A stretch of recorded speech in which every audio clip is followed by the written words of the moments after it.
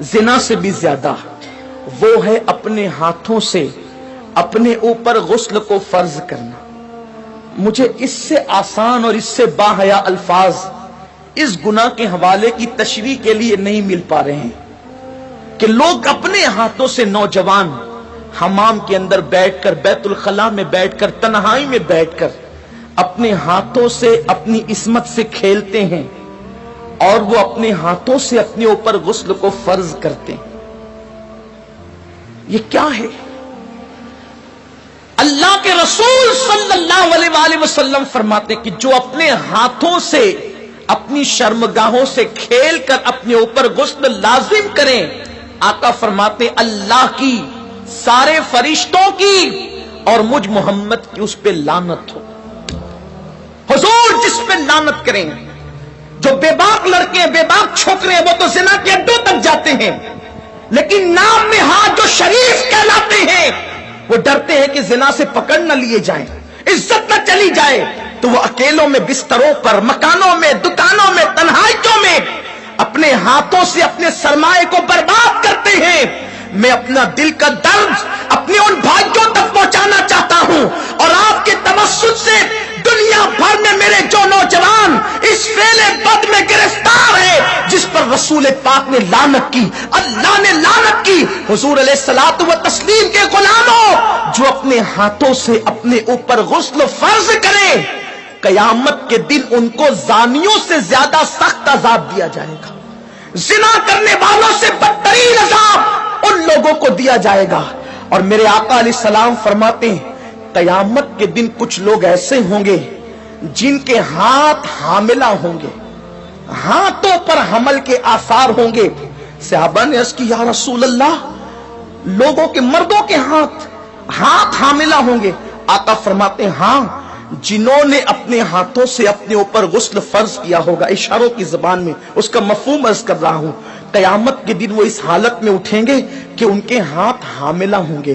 اور یاد رکھنا ایسا کرنے والے ان کے چہروں پر پھٹکار برستی ہے، آنکھوں کے ارد گرد کالے کالے ہلکے پڑ جاتے ہیں، گڑے پڑ جاتے ہیں، آنکھیں اندر کو دھس جاتی ہے، زندہ رہ کر بھی انسان مردہ نظر آتا ہے.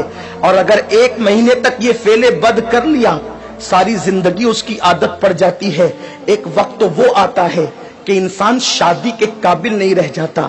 جب ماں باپ شادی کا پلان پیش کرتے ہیں، ادھر منہ چھپا رہا ہے، ادھر منہ چھپا رہا ہے، گویا کہ اپنی زندگی کو تباہ کر چکا ہے، برباد کر چکا ہے.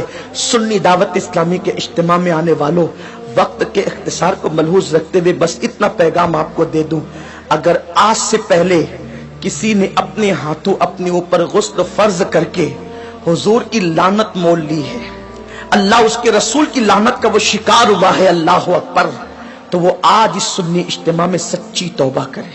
اس لیے کہ توبہ انسان کی زندگی کو بدل دیتی ہے. یہ توبہ ہی ہے جس نے فضیل ابن عیاض کو اولیاء کا تاجدار بنایا.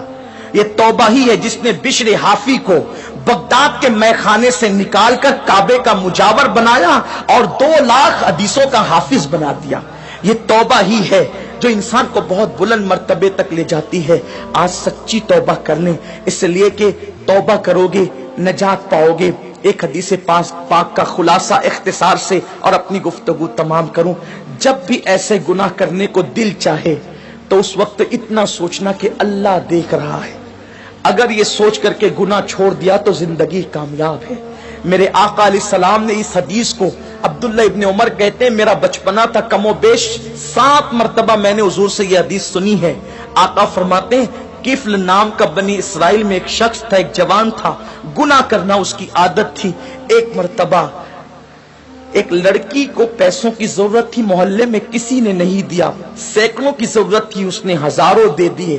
لڑکی نے شکرانے کے طور پہ اسے دیکھا، اس نے لڑکی کو کہا ایک کام کرو، میں نے اتنے پیسے دیے ہیں، اس کے بدلے میں کچھ نہیں چاہتا، بس اتنا چاہتا ہوں کہ تم میرے گھر چل کر تھوڑی دیر بیٹھ جاؤ اور مجھ سے کچھ باتیں کر لو.